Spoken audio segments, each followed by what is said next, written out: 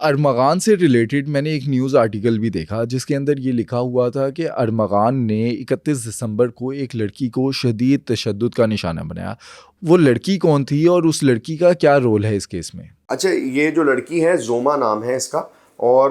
یہ ارمغان جو ہے ایسی حرکتیں کرتا رہا ہے ماضی میں بھی. جو اس کی دوستیں تھیں یا کال سینٹر میں اس کے پاس لڑکیاں کام کرتی تھیں، ان کے ساتھ اس طرح کے تعلقات یہ قائم کر لیتا تھا اور کسی بھی بات پہ غصہ ہو کے ان کو مارتا تھا. یہ 31 تاریخ کی بات ہے یا 1 تاریخ کی بات ہے. اس میں جو ہے یہ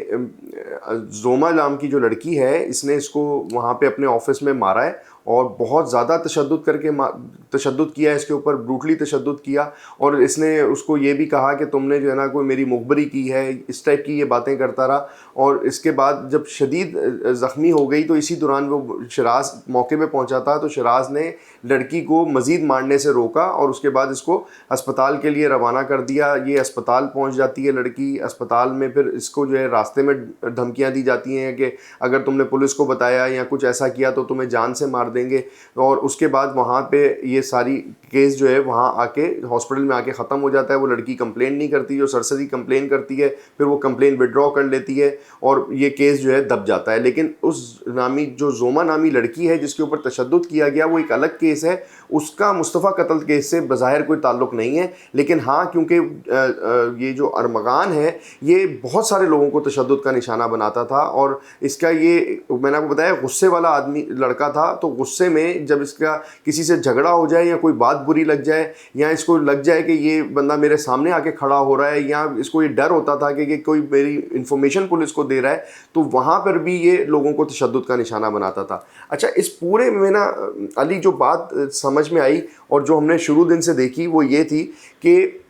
ارمغان نے نا اپنی ایک دنیا قائم کی تھی. اچھا، وہ دنیا کیسی تھی کہ ارمغان نے اپنا گھر جو ہے اپنی مطلب کا، یعنی کہ کہہ لیجیے کہ محفوظ بنکر نما ڈیزائن کیا تھا. اب اس کے پیچھے کیا وجوہات ہیں وہ وہی جان سکتا ہے، لیکن آپ یہ کہہ لیجیے کہ اس نے اپنے آپ کو محفوظ بنانے کے لیے ایک بہت بڑا سیکیورٹی نیٹ ورک قائم کیا تھا. اس میں اپنے ساتھ 40-50 گن مین بھی رکھتا تھا شروع میں. پھر محلے والوں نے شکایت کی تو وہ گن مین اس نے کم کر دیے. یہ گھر جو آپ مسلسل ویڈیوز کے اوپر دیکھ رہے ہیں جس میں سب نے یہ رپورٹ کیا کہ یہ نارمل گھر نہیں ہے، بلکہ اس کو ڈیزائن کیا گیا ہے، اس کو مضبوط بنایا گیا ہے، اس کی دیواریں مضبوط کی گئی ہیں، اس کے جو ہائیڈرولک گیٹس ہیں، پورا گھر اس نے اپنے موبائل سے آپریٹ کرنے کے لیے سسٹم لگایا تھا کہ اس کی مرضی کے بغیر گھر میں نہ تو کوئی داخل ہو سکتا ہے نہ نکل سکتا ہے. ایک گھر میں آپ عمومی طور کے اوپر دیکھتے ہیں کہ ڈیفینس میں جو گھر ہوتے ہیں اس میں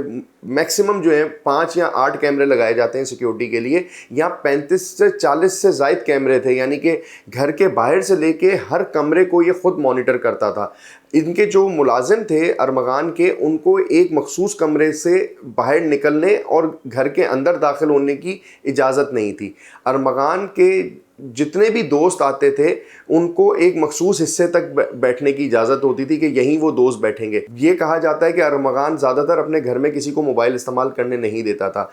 ارمغان کا جہاں فرسٹ فلور ہے جہاں پولیس مقابلہ ہوا، وہاں پہ جو سیڑھیاں ہیں اس کو کراس کرنے کے لیے اس نے میٹل ڈیٹیکٹر تک لگائے ہوئے تھے کہ وہ اس کو اسکین کریں. پھر اس کے بعد ہر کمرے کی میں نے آپ کو بتایا کہ جو دروازے تھے وہ الیکٹرانک ڈور کے ساتھ منسلک تھے، یعنی کہ ارمغان اگر اجازت دے گا تو ہی کوئی بندہ اس کمرے میں جا سکتا ہے، ادروائز نہیں جا سکتا. اور ہائی سیکیورٹی آپ کہہ لیجیے کہ ایک طرح سے آپ یہ کہہ لیجیے کہ ایک جو جیل ہوتی ہے نا جس میں سیکیورٹی کے تمام پیرامیٹرز کو رکھا جاتا ہے، اس نے اپنا گھر اس طریقے سے ڈیزائن کیا تھا. 6 جنوری سے پہلے کے اگر ایونٹس کو ہم دیکھیں، کیا مصطفیٰ کا موبائل ملا جس کے اندر ارمغان اور مصطفیٰ کی کوئی آپس میں چیٹ وغیرہ پولیس کے سامنے آئی ہو، یا مصطفیٰ کی مدر نے کوئی ایسی چیز پولیس کو بتائی کہ ارمغان اور مصطفیٰ کے درمیان لڑائی کی وجہ کیا بنی کہ قتل کی نوبت آ پہنچی؟ دیکھیے، مصطفیٰ کے جو اصل موبائل تھا نا، جو اس کا آئی فون تھا، وہ نہیں مل سکا.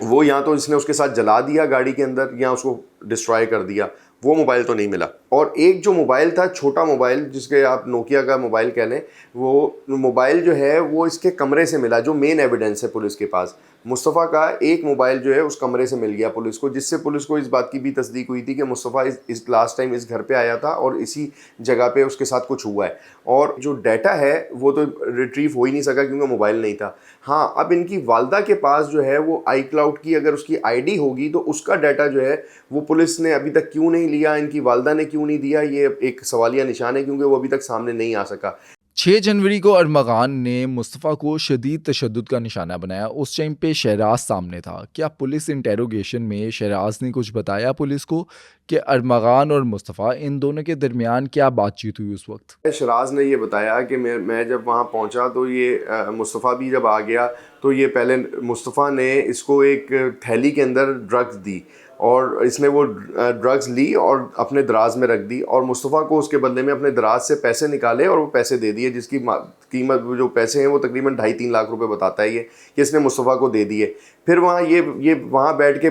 آپس میں انہوں نے بات شروع کی تو ارمغان نے اسی دوران جو ہے وہ راڈ نکالی اور مصطفیٰ کو پہلے ایک راڈ ماری، پھر جب دوسری راڈ ماری تو مصطفیٰ نے اس کو ہاتھ سے پکڑ لی وہ راڈ نا، جب راڈ وہ پکڑ لی تو اس نے پھر اپنا پسٹل اٹھایا اور پسٹل اٹھا کے 3 فائر کیے مصطفیٰ کو ڈرانے کے لیے اس کے پاس، وہ 3 گولیاں اس نے ایسی اس کو ڈرانے کے لیے ماری۔ اس میں جب گولیاں چلیں تو مصطفیٰ نے وہ راڈ چھوڑ دی، ارمغان نے پھر وہ راڈ اٹھائی اور پھر بیٹھ کے اس کو مارنے لگا۔ اس دوران وہ بتاتا ہے کہ ارمغان نے پھر اس کو مارنا چھوڑ دیا اور اس دوران بیٹھ کے ایک سگریٹ جلائی اور سگریٹ پینے لگ گیا۔ سگریٹ پینے کے دوران انویسٹیگیشن میں وہ یہ بھی بتاتا ہے کہ اس نے اس دوران کوئی جو ہے وہ ٹاس کیا، اور ٹاس کرنے کے بعد اس نے کہا اگر یہ ہیڈ آیا تو میں تمہیں ماروں گا، اگر نہیں آیا تو میں تمہیں نہیں ماروں گا۔ پھر وہ ٹاس کیا، اس میں ہیڈ آیا، پھر اس نے اس کو مارنا شروع کیا اور اس طرح سے رکتے رکتے ہر تھوڑی دیر بعد اس کو مارتا رہا، اور مصطفیٰ اسی دوران شدید زخمی ہوتا رہا، اور اتنا زیادہ اس نے پھر اس کو مارنا شروع کیا کہ وہ اتنا زیادہ زخمی ہو گیا کہ وہ خون و خون ہو گئی جگہ،